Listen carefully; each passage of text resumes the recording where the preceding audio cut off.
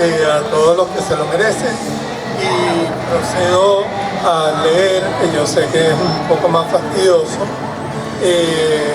pero como yo tengo una tendencia a encadenarme cuando hablo de temas que me apasionan, esto más o menos me ayuda a controlar.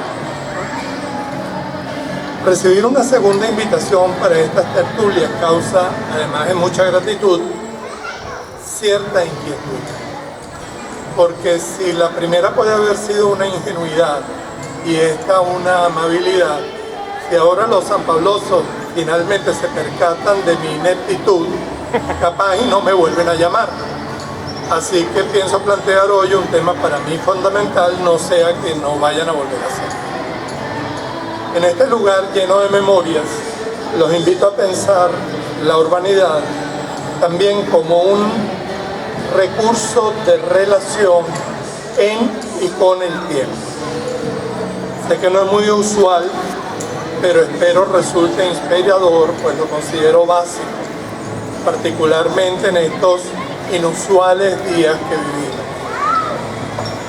Es claro que lo que aquí llamamos urbanidad, en estas tertulias, habla de las interrelaciones humanas y sus maneras, no de los procesos de urbanización o planificación urbana o su falta, temas también importantísimos y muy relacionados con el desarrollo o planificación urbana, sobre los que María Estela sabe mucho más.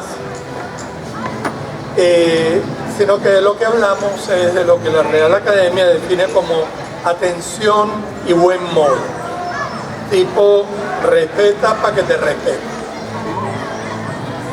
Si McLuhan tenía razón y el medio es el mensaje, el tiempo es el principal medio a través del cual recibimos, actuamos, transmitimos y vivenciamos los mensajes que construyen o diluyen la urbanidad, no como mera cortesía o comedimiento, que son otras acepciones que da la Real Academia, sino como esencia ciudadana. O sea, y principalmente, esas formas de trato que definen los términos de nuestra interacción como un contrato, como, digamos, los derechos y deberes del ciudadano y la aspiración de todos a ser ciudadanos. Ser ciudadano, y en eso creo que voy a coincidir con algo de lo que planteaba María Estela, ser ciudadano permite a cada individuo a la vez, y quizá paradójicamente, desmontar su individualismo y fortalecer su individualidad. Desmontamos el individualismo al reconocernos parte de una comunidad que nos identifica, no para ser idéntico, copia de algo que nadie es, sino para fortalecernos como individuos en interrelación con otros y las posibilidades y responsabilidades que ello conllevan. Y en este camino en doble vía, fortalecemos nuestra individualidad al entender que esas interrelaciones nos definen según las vamos definiendo.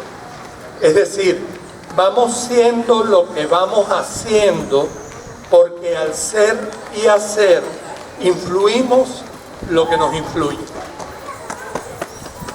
Así, somos también parte de la continuidad temporal que nos precede, habitamos y nos sucederá.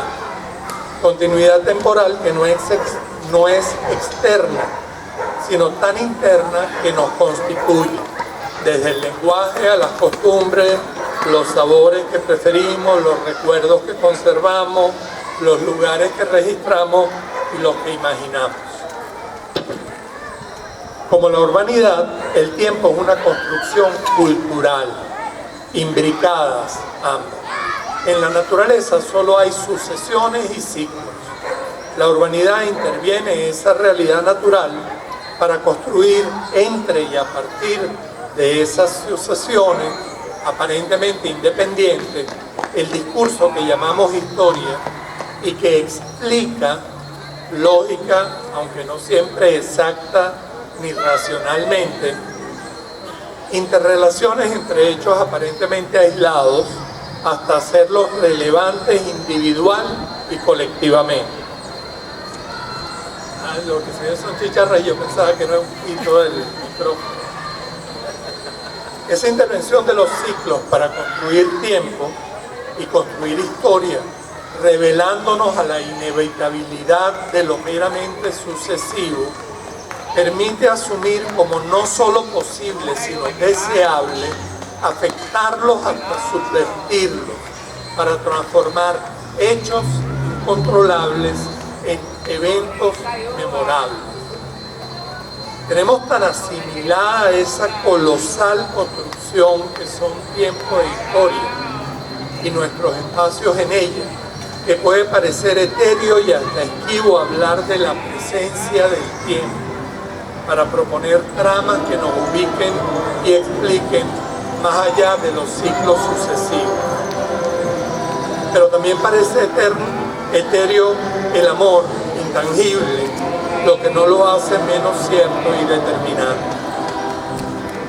Nótese que hablo de presencia del tiempo, que incluye pero excede el tiempo presente. Por cierto, muy fugaz.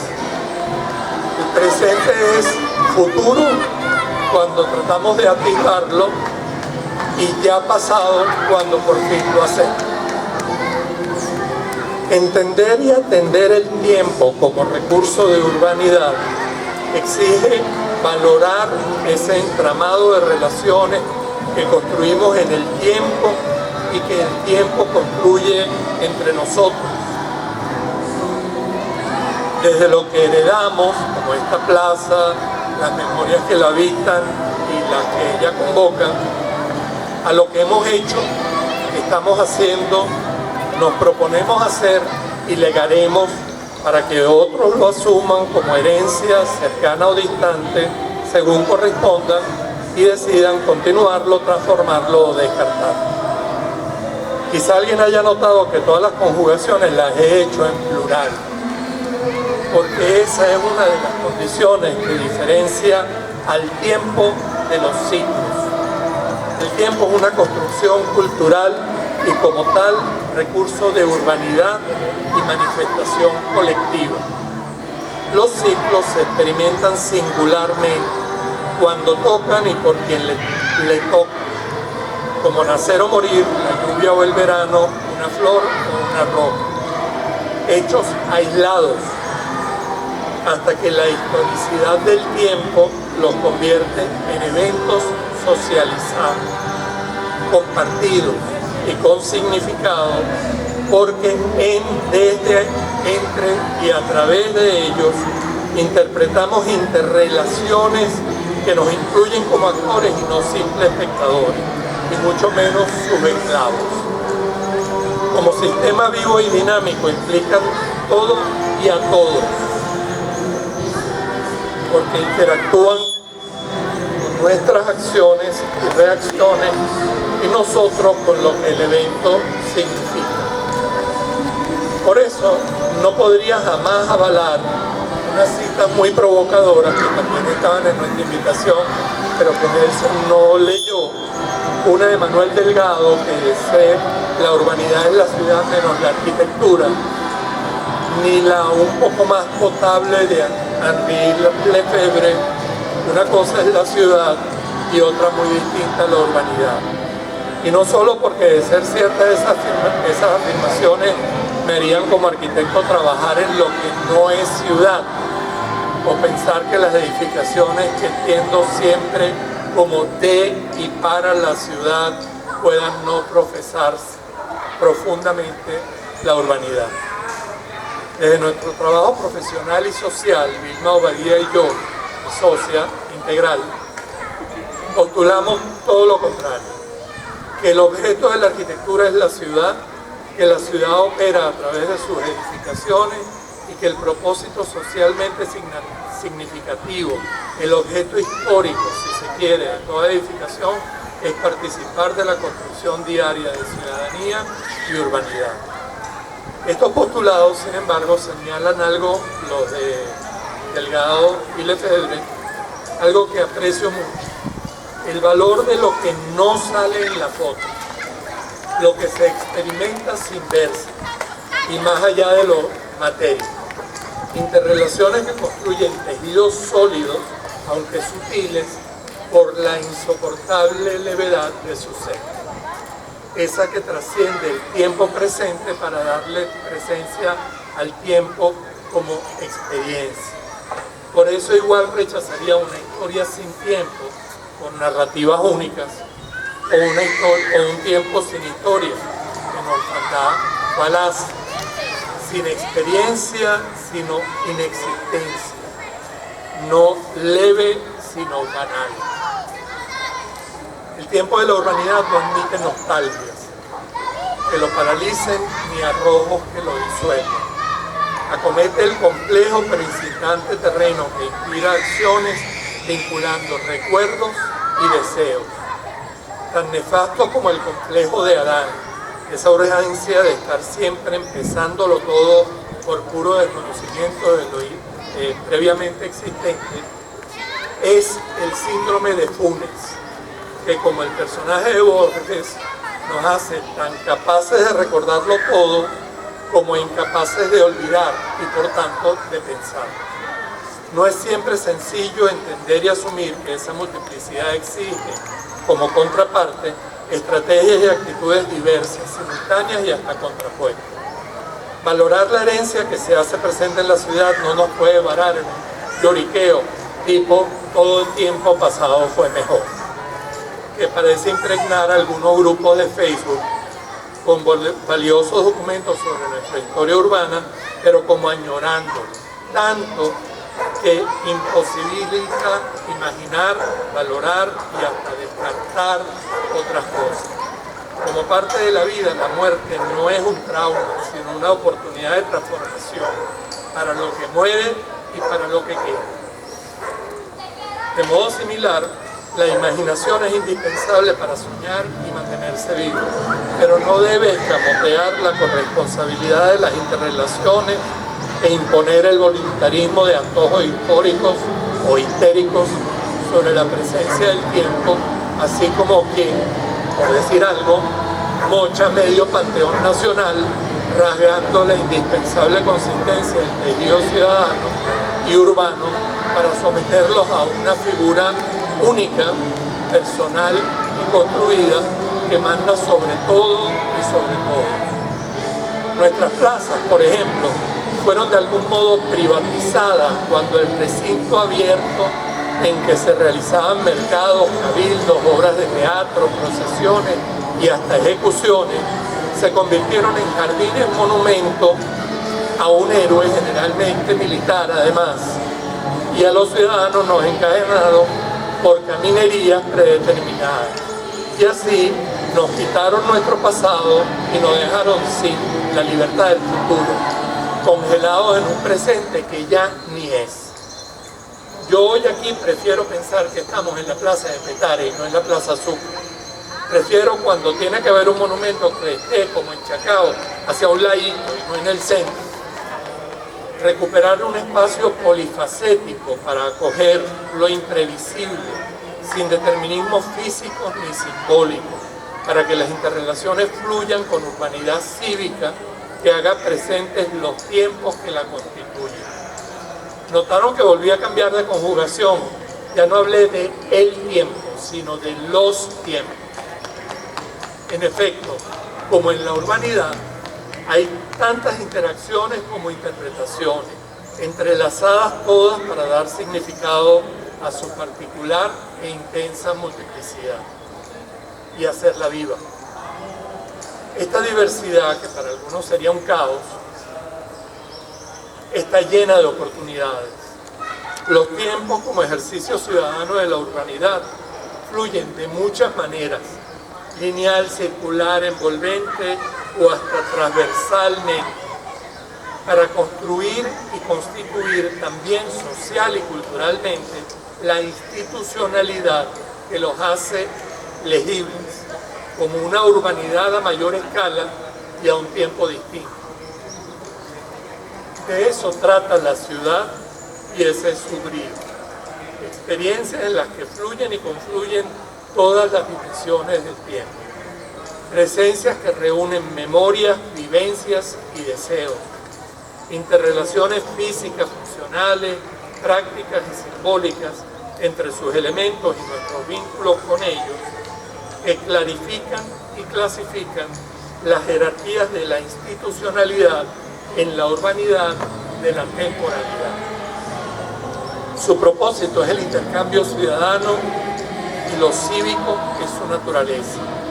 Su experiencia exige la interacción entre individuos sin individualismo, y su orden no está hecho de mandatos, sino de valores, abiertos y múltiples como sus interrelaciones.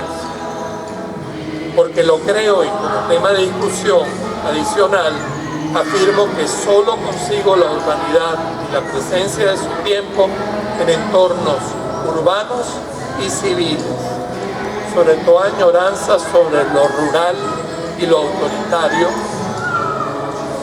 tan de moda, por cierto.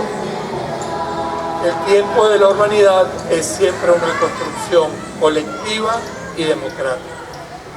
Quienes comparten conmigo en Facebook quizá hayan visto una serie aún sin nombre en la que busco celebrar y recordarnos los muchos valores civiles en nuestros tiempos y nuestra urbanidad. Y recuerden una cita reciente de la poeta Elizabeth Shedd, creo que fue ayer o anteayer, sugiriendo que el objeto del poema es poner el tiempo como permanencia. Por ahí va lo que he querido proponer. La ciudad como presencia sugerente, que también nuestras actitudes sobre, con y en el tiempo y su presencia en la ciudad y nuestros hábitos exigen y erigen urbanidad para conocer, reconocer, reconocernos y reconocernos a través de las fluidas interacciones culturales que somos y vamos edificando. Para ir terminando, y porque creo, como ya lo he dicho, que hay profundas correspondencias entre la presencia del amor, del tiempo y la inmanencia del amor, y que ambos, como la urbanidad, entrelazan relaciones para convertir hechos en eventos, recuerdo el final de la novela El amor en los tiempos del cólera, del muy temporal y por eso eterno García Márquez, cuando Florentino Ariza le ordena al capitán que vuelvan a remontar el Magdalena, insistiendo, sigamos derecho, derecho, derecho, otra vez hasta la Dorada.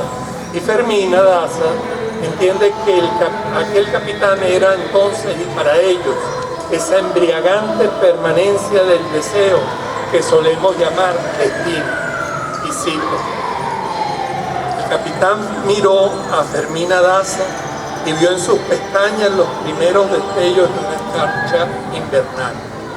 Luego miró a Florentino Ariza, su dominio invencible, su amor impávido, y lo asustó la sospecha tardía de que es la vida, más que la muerte, la que no tiene límites. ¿Y hasta cuándo cree usted que podemos seguir en este ir y venir del carajo?, le preguntó. Florentino Ariza tenía la respuesta preparada desde hacía 53 años, 7 meses y 11 días con sus noches. Toda la vida.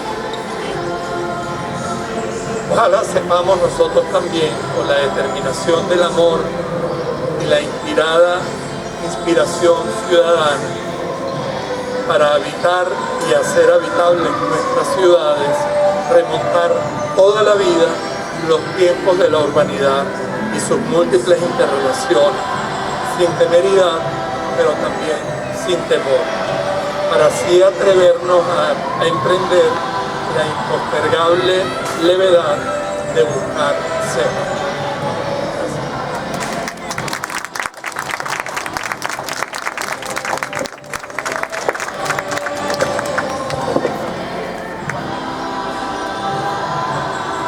Gracias, Enrique. Le pasamos ya también el micrófono a Héctor para que nos termine el ejercicio provocador que comenzó en un inicio. Vale, gracias. A ver,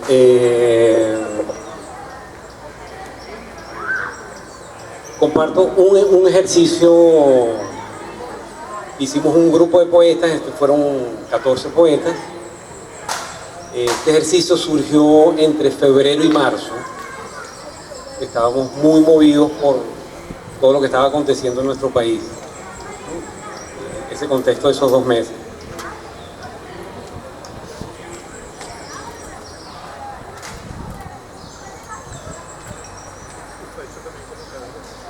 Y fue hecho como Cadáver Exquisito. Entonces salieron 14 versos. Digamos, yo que fui el coordinador de ese ejercicio, simplemente se ordenan, eso fue convocado por correo y lo ordené por orden de llegada. Como iban llegando, al leerlos todos sí les di como un espacio por grupos para que el conjunto de versos emergiera en estrofas, y le puse lo que se llama un epígrafe, es decir, uno cita ahí a alguien al inicio. Este epígrafe es de un poeta polaco, Tadeusz Rosewicz. Se puede escribir sobre el amor mientras se oyen los gritos de los asesinados y ultrajados. Aquí va el poema. Sea la dádiva del poderoso su primer escarnio. Mis ojos presagian la cal, solo uno atisba la mano. Hoy solo quiero pedirte perdón por todas las veces que fuiste invisible a mis ojos. Mis lágrimas son parte de tu llanto.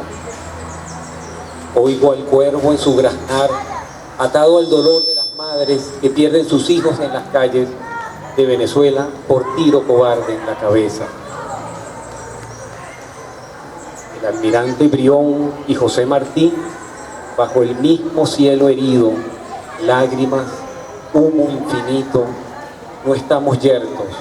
El carmín encendido salió de nuestra lumbre. Cada gota de sangre es una campanada que llama al desafío. Sobre la laguna roja, el sol de los venados también muere. Anatema en llamas que abraza la tierra. Padre, ilumínanos, que penetre la luz en los senderos del alma, cuando la patria es solo espesa carne de patíbulo. Pululan por la avenida con su techo de aguacero y luego se internan en esa colmena de angustia que es Caracas. A pesar de que no parezca así, es muy selectivo el fuego de un incendio. Perdí palabras en el desafuero de la sangre. Francotirador, tu beso proyectil, la gota de sudor en el ojo, pulso que tiembla, disparas. El pecho blindado de nada nos sirve. Eres pólvora y toda tú me quemas.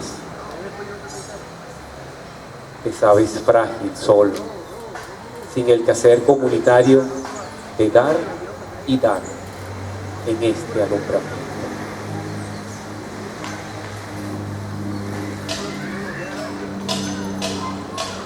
No sé si ven lo que les digo, es decir,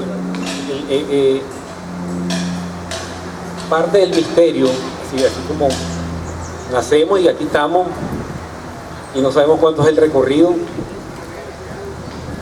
y en algún momento nos fuimos y la muerte sigue siendo otro misterio. Yo siento que también el azar es otro misterio que entrelaza cosas y nos ayuda a darle sentido a las cosas que acontecen. De hecho, creo que lo decía Steve Jobs, que ese hilvanar los puntos de la experiencia que uno ha tenido, uno le va dando sentido en la medida que va tejiendo esas cosas que para uno son significativas, significantes y que le dan a uno un propósito en lo que uno hace, ¿no? Entonces, sí, eso a mí este ejercicio me impactó. Hicimos varios y siempre salían con un mismo sentido. Les leo un par de poemas míos y cerramos con el poema nuestro, con nuestro poema. Un poco a Caracas.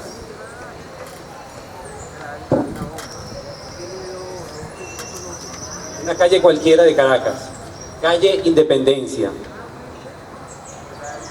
A la distancia, el pantalón de la acera va relatando en silencio sus historias.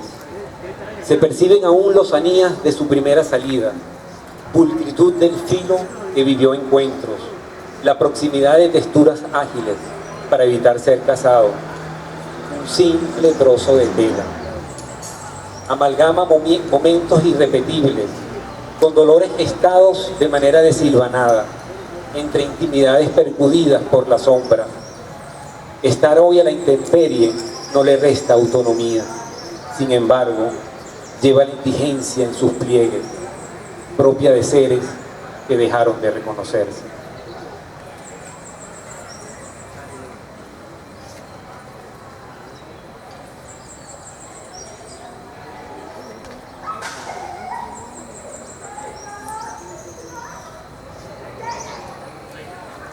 Este poema también tiene un ejercicio. Este poema tiene dos finales. Un final hasta donde yo lo lea, y el otro final es que al yo culminar, ese pudiese ser el penúltimo verso, y la palabra que continúa es la palabra que a ustedes les venga. Prescripción médica. Reconcomiar proviene de reconcomio, en dosis periódicas, úlcera gástrica. Se me antoja poca valoración de zinc, aunque estoy harto de diagnósticos. Hay suficientes picos del oro en las vallas. Además, quejarse resulta otra rutina para el desagüe. Son indispensables las cosas sencillas, las más humanas. Mirar, también ser mirado. Barrer la casa, agua para las plantas, atender a la vecina mayor del piso de arriba, escuchar lo que no me había atrevido, conversar sobre lo que podemos hacer hoy. En una palabra, en dosis periódica. Ahí puede terminar, pero si se lo suelto a ustedes, en una palabra, en dosis periódica, ¿qué les viene, qué les provocaría hacer en ese entorno? Porque fíjense que el poema se llama Prescripción médica y tiene dos vías. Reconcomiar proviene de reconcomio, en dosis periódica, úlcera gástrica. Esa es una elección. O puede haber otra elección. En una palabra, en dosis periódica, ¿qué les viene? ¿Ah? Amar, vivir, tolerar. Correr cuando se pueda. ¿Ah? Correr cuando se pueda. Correr cuando se pueda. Y fíjense que lo que antecede a correr es que estamos vivos. Vernos, reconocernos, que también Enrique lo citó varias veces en su texto. ¿Ah? Y vernos, es decir, reconocernos adentro. Bueno, vale. Miren, el poema colectivo.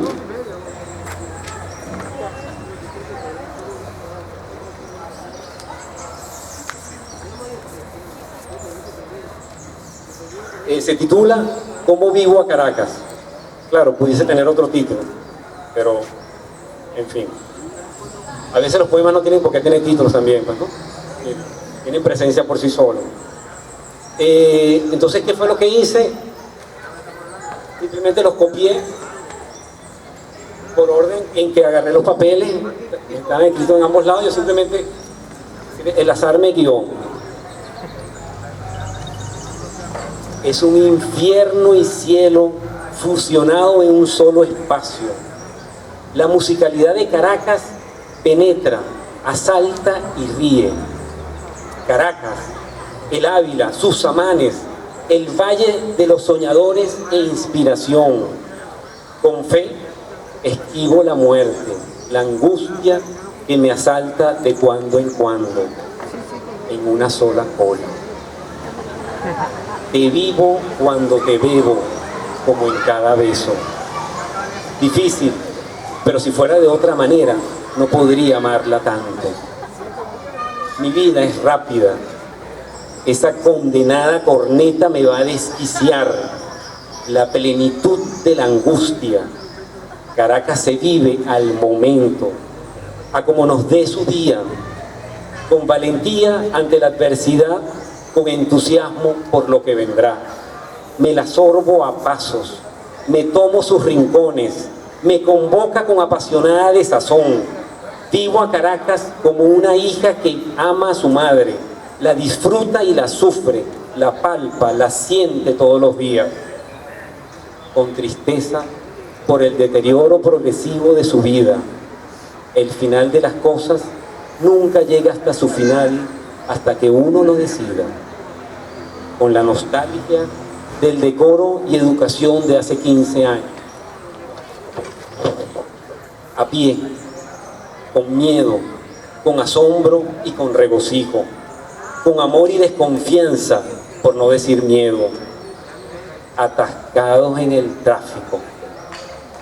Caracas es cultura, frescura y cortesía.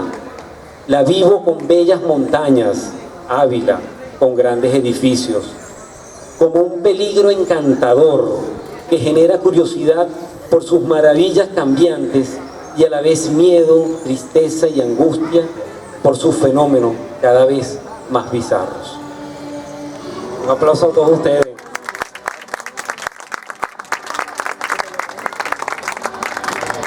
Nos vimos a compartir, ¿verdad? Miren, excelente, excelente. Aquí co-creadores, co-poetas. De verdad grandioso, increíble. Un gesto de descortesía fue la que me pasó. Charlie Guzmán nos hizo unos hermosos marcalibros para los presentes, para los ponentes y también para algunos que ya lo han recibido. Y bueno, el agradecimiento para ella por ese esfuerzo y muy significativo. También no había mencionado, y pues lo hizo la profesora María Estela, es que todos estos encuentros y lo que resulte está dedicado a Pascasio Mata. No sé si todos lo conocen, si no, fue un ejemplo de civismo. Fue un fiscal que estuvo por 30 años en el centro de Caracas y que fue ejemplo para muchos, tanto así que muchas personas al terminar sus trabajos o al terminar sus estudios iban tan solo a ver cómo hacía su trabajo, porque lo hacía y hacía valer las normas en ese momento de tránsito que ni siquiera un presidente pudo doblegarlo. Ahorita vamos a abrir este periodo de diálogo, de preguntas, de respuestas con los ponentes, entre ellos de ustedes para ellos también. Así que cualquiera que tenga alguna pregunta o algún comentario breve lo puede hacer. Yo a lo que refería a ella, ¿verdad? Ella preguntó si sería la plaza de Petare Agora, ¿verdad? Eso es lo que te digo. Pues sí, tiene el centro de gobierno allí, tiene el centro sagrado, ¿verdad? Enfrente, que es la iglesia, y fue el lugar de mercado de la población. Además de que siempre concentró el centro social, porque también había fila de aulas maderas, ahora, el histórico y el centro cultural ahora. Y centro de servicios también. Centro de servicios. Bueno, que la hace Ágora es que estamos aquí hablando, ¿no? Reflexionando sin tener que tener un producto, un agroficio, sino una constante reflexión y un pensar, un perenne pensar. Creo que sería mucho más intenso si pudiera suceder cotidiana y azarosamente como un cadáver exquisito, como cuando uno en la acera se consigue con alguien y entonces chismea, hablas mal de alguien, decides que vas a meter un embuste en el trabajo porque vas a llegar media hora más tarde y te metes a tomar un café. O sea, esa accidentalidad, y entonces te avisa, oye, ¿qué haces tú por aquí? no, que me dijeron que había llegado aceite, vamos a salir corriendo, ¿no? O sea, toda esa espontaneidad es lo que construye la urbanidad, que no es nada tiesa.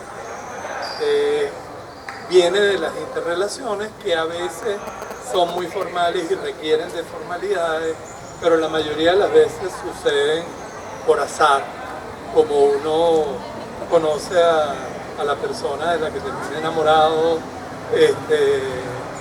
o a veces cae en un hueco en la acera y tiene un accidente. Eso del traje, y quisiera preguntar, y me atrevo, disculpen, Silvia, quería. ¿Ustedes no creen que hubo, con el rediseño de la ciudad desde mediados del siglo pasado hasta ahora, con lo que fue la modernidad de Caracas, un intento como para anular esa espontaneidad de los espacios sociales y privilegiar los espacios públicos como si fueran solamente y meramente espacios de circulación?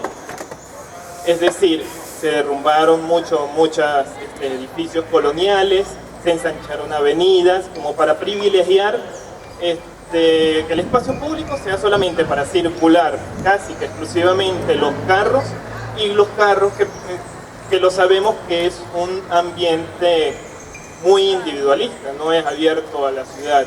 Entonces parece que si la ciudad hubiera sido desde arriba, desde el poder, pensada como para anular esa interacción. Y eso, tenía una cita aquí que creo que ejemplifica parte de eso, que decía que en 1914 circulaba 25 carros y de vez en cuando se escuchaba la bocina de un carro particular del señor George Roch. Un Delage era el carro, era el más popular porque aparecía cualquier obra sembrando el terror en los calmados peatones que tenían la mala costumbre de caminar lenta y confiadamente, hablando con propios y extraños y sin usar las aceras.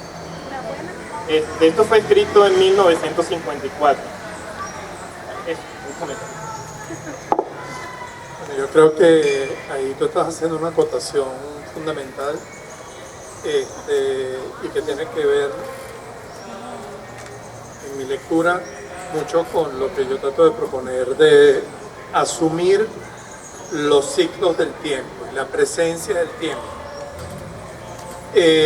Primero, para que esa cita se entendiera cabalmente, habría que acotar que aunque el índice era mucho menor, habría que decir cuánto significaban esos 25 carros en relación a los 35.000 habitantes que tenía la ciudad, y cuánto significan el número de carros que hay hoy en día, que la verdad no sé cuánto es, para los 2,5 millones, 3 millones que dormimos en Caracas y los 5 millones que en conjunto utilizan la ciudad todos los días, ¿no? Entonces eso sería importante, porque a pesar de que te voy a dar toda la razón de que es en el 51 donde hay un quiebre radical que nos tiene donde estamos, creo que esos son realidades que hay que asumir para afrontar, no para añorar. Evidentemente, los caballos no atropellaban, y si atropellaban dolía menos que te pase un carro por encima. Entonces, las primeras calles no tenían aceras y por lo tanto no había costumbre de utilizar las aceras. Las aceras aparecen cuando es necesario clasificar el espacio destinado a los vehículos que son más amenazantes del destinado a los peatones. La tertulia anterior a esta tuvo un gran defensor de los peatones, que es Cheo Carvajal. Yo creo que ser peatón es igual de digno que ser conductor, porque lo que priva es ser ciudadano. Y lo que son distintas funciones que uno cumple. Paco Vera decía que ya hace una cantidad de años, con la ciudad un pelo menos inhóspita de como está ahorita, que en Caracas un peatón es un conductor que consiguió puesto. Lo cual quiere decir que en realidad lo que priva es nuestra condición ciudadana. Y sí, ciertamente, eso tiene un motivo, un origen histórico, no nos vamos a poner demasiado académicos, con el plano regulador de 1951 cambia todo el modelo urbano de Caracas y cambia desde la esfera del poder, pero no únicamente el poder político, cambia también porque era muy apropiado para el manejo del poder económico, para el desarrollo inmobiliario por parte del poder económico. Y ahí, si nos ponemos a hilar fino etimológicamente, como lo hizo también María Estela, en realidad deberíamos decir que desaparece la calle a favor de la vía, porque la vía es solo longitudinal para ir de un lado a otro.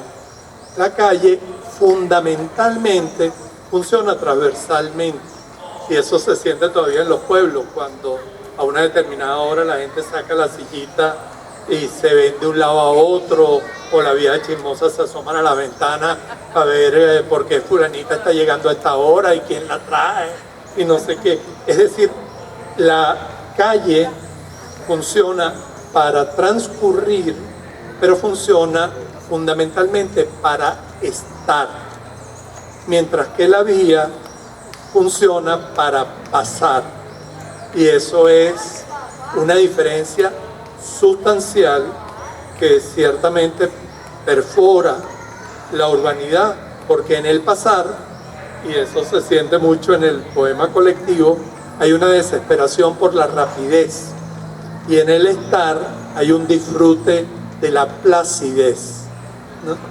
Que son condiciones muy distintas. Y los nuevos desarrollos, quitando posiblemente Campo Alegre y San Bernardino, básicamente no tienen plazas. Entonces no existe ni siquiera un espacio sobre el cual uno se pueda preguntar si es un ágora, sino que no hay. Es como lo que el producto que más se consigue en este momento en el mercado. No hay, ¿no?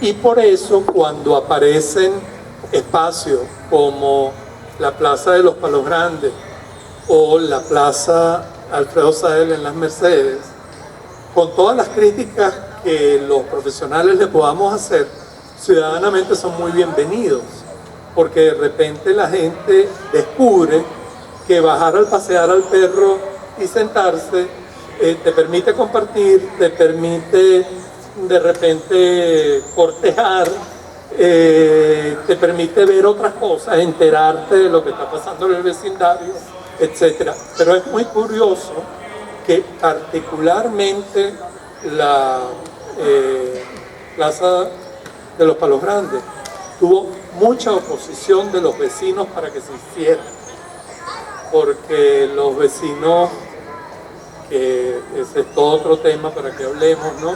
Que nosotros tampoco hablamos, lamentablemente hemos sacado de nuestro lenguaje cotidiano ciudadanos o gente del vecindario o del barrio, que es como se debería llamar, y hablamos de vecinos, que es una condición de colindancia. O sea, tú eres vecino mío porque vives en la casa al lado. Eso no nos da ninguna relación sino física, no emocional. Por eso es todo otro tema, ¿no? Los vecinos de los Palos Grandes, la asociación de vecinos, se opuso mucho a la construcción de la plaza porque considera